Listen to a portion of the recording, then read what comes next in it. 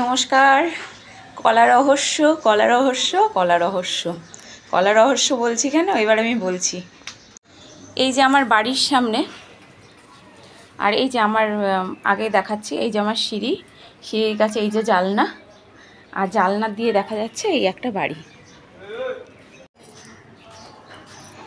এই পুরো বাড়িটায় জঙ্গল ধরে গেছে। এই যে আমি আমার জানলার সামনে বসে আছি, ছাদে ওঠার যে সিঁড়িটা ওইটাতে বসে আছি। এই যে পুরো বাড়িটার মধ্যে জঙ্গল ধরে গেছে।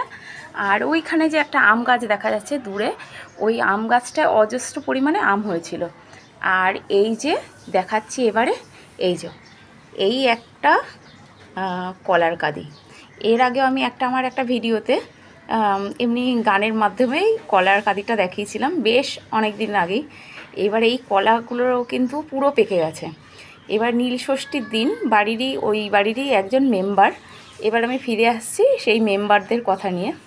প্রচণ্ড গরম, এখানে তো পাখার ব্যবস্থা নেই, হালকা হাওয়া আসলেও সেটা গরম হাওয়া, তাই এই ঘেমে যাচ্ছি। তবুও বলছি, এই বাড়িতে যে জেঠু জেঠিমা তারা কিন্তু দুজনেই মরে গেছে, এবং তাদের 4টে মেয়ে আছে।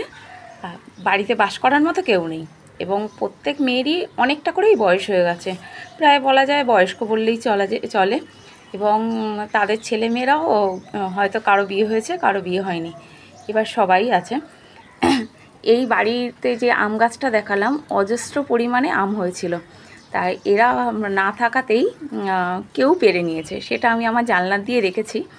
তারপরে নীল ষষ্ঠীর দিন যখন ওই দিদি আসলো, তাও বলছিল কত আম হয়েছিল না, ঝড়ে মনে হয় পড়ে গেছে। আমি বাবা, আমি তো ভাবলাম যে তোমরাই এসছিলে 3-4 দিন আগে, আমরা হয়েছি তোমরা হয়তো পেরে নিয়েছো। বলে না না, আমি তো এই আসলাম। ঠিক আছে, তাহলে কলার কাঁদিটা পেরে নাও, ওইটা কিন্তু পুরো পেকেই গেছে। তখন ওই দিদি বলল, এবার ওই দিদিটার কথা বলছি। তা আমি যখন এই শ্বশুরবাড়িতে এসেছি, আমিও দেখেছি সেই আরও মেয়েরাও আসতো, কিন্তু ওই দিদি ছাদ পরিষ্কার করা থেকে, গাছপালার ডাল কাটা থেকে, এবং বাড়ি পরিষ্কার করা থেকে, বাবা মাকে দেখা থেকে সব কিছু কিন্তু ওই দিদিই করতো। আর বাড়িতে অন্য দিদিদের সাথে আমি যেমন কথা না বললে, ওই দিদি খুব আলাপি। দিদির সাথে কিন্তু আমি দেখা হলে একটু কথা বলি।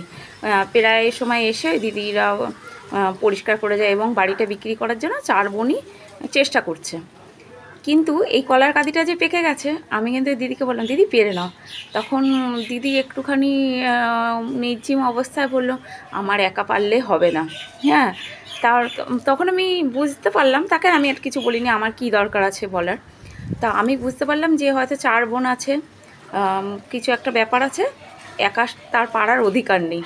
কিন্তু সে যে কলার পারলো না, এবারে বাজারে কিন্তু একটা কলার দাম 5 টাকা।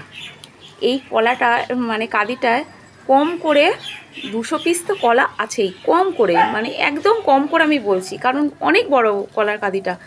আর এখন দেখছি সাপ আর পাখিতে কলাগুলো খেয়ে নিচ্ছে। এবার পাখিতে কিভাবে খেয়েছে সেইটা আমি একটু ভিডিওতে জুম করে দেখাচ্ছি।